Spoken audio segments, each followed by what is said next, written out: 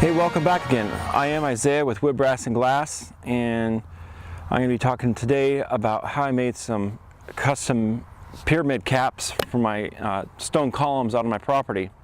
So we've all seen these things on properties. People have made them, or they buy them, whatever. But I'm going to show you how I made mine, how they turned out very symmetrical, and how you could probably follow my steps and do the same yourself and save yourself hundreds of dollars. I only spent about 30 bucks on mine, so stay tuned. So with these, I had the option to make them really pointy or just low profile. I chose for like a 2-inch flat side, and then this rose from this point to here about 3 inches. So it was about 5 inches total, 2-inch, 3-inch. And then I guess that the way the stones would be laid out for the exact width, which it was a guess, but it was a really close guess. And then on the top, I made the tops so they could have lanterns go on them.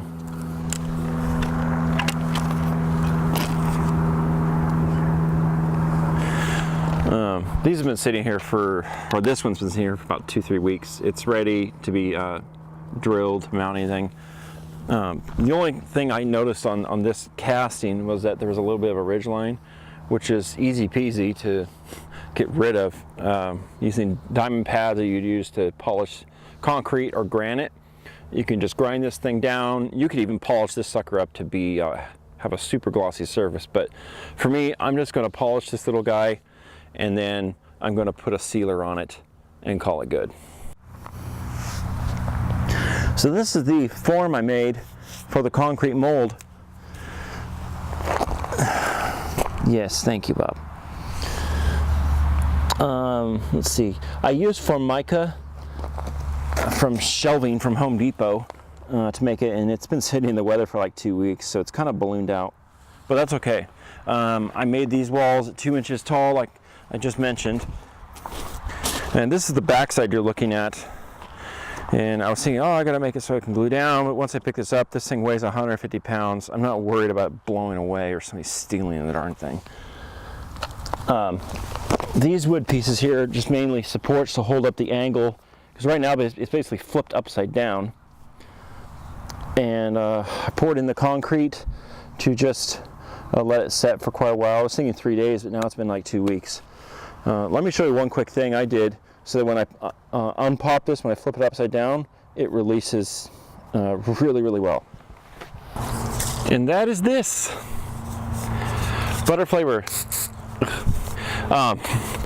You get it from Safeway. You probably get it from the dollar store, whatever else. Find place you can find it. But this is just a $1.99 can, and yes, it is just spray on butter for cooking. And I just use it as mold release, and I spray it on my form, get it nice and greasy. Good thing about this is that the concrete doesn't eat through the butter, since it's butter.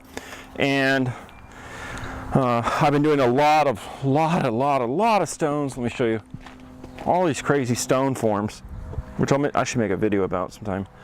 Just using a traditional form and using this constantly, and the stones just pop right out. Yeah, you see a little dryness there, but the stones do pop out. They come out nice and sharp. So anyway, with this form, I just heavily coated it, and then I'm gonna pop this baby out here. Now this thing is about 150 pounds. With the amount of concrete I put into it, it's about 2.5 bags of 60-pound concrete. So I think it's about 150. I can't lift it myself up to the posts. So let's see.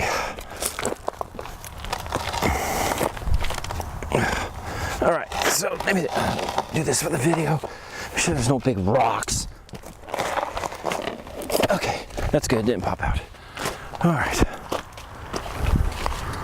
So that's the back side of this crazy mold. I'm gonna go get a hammer and pop it.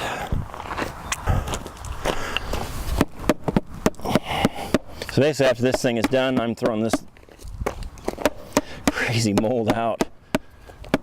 So I just used 2x4s for the supports under here.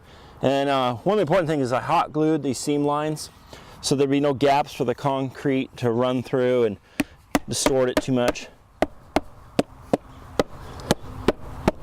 When I did set it up, I put a level on the top. Oh yeah. The moment of truth. Ooh, look at that. Look how shiny it is. That's awesome. It's just water. That's super cool. Yeah, it just popped out like a glove. Yeah, so just spraying the sucker with the butter release worked perfectly. It's been sitting here for weeks, and it just popped right out with a little tapping. So kind of like the other one I already have set up, I'm just going to grind this down, and I get my lantern.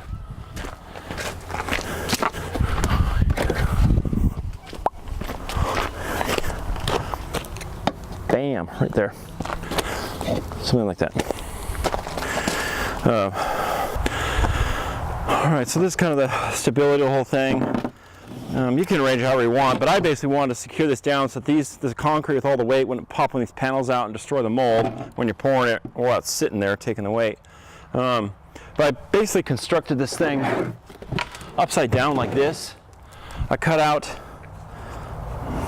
for some of you woodworkers out there, I cut out these pieces first and then had a 4x4 block sitting to represent the height, and then just basically cut these out to match at 45 degrees and then worked around until I got the last one done. If you're a carpenter, basic carpenter, or know somebody who is, this is easy peasy. I mean, you can see it's just easily put together. I thought of caulking the joints, but hot glue is quick. If you look on here, it's like really tight. And then you can just polish the lines off easily. It's real tight here, the concrete doesn't go into it, and as it dries it slightly contracts, allowing the concrete piece to pop out even easier. But number one is to make sure that these things are all symmetrical. Number two, make sure you spray it with a good release agent. I love the butter, the spray on butter the most. I've tried numerous other ones which worked, but the butter is the cheapest, the easiest. You can go to the supermarket and it's ready to go. So if you like my video, click that like button and subscribe to my channel, and I'll see you guys on the next one. Take care.